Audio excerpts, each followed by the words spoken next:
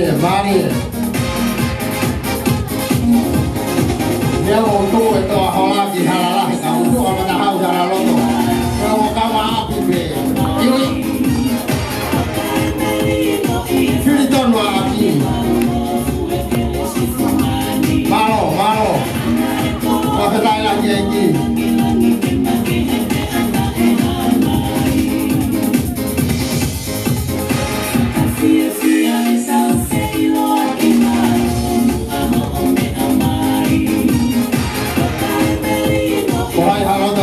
Dia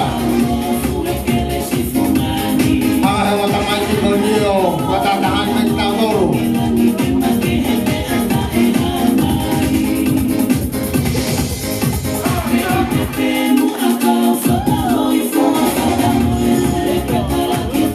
mari tamai ke folhaka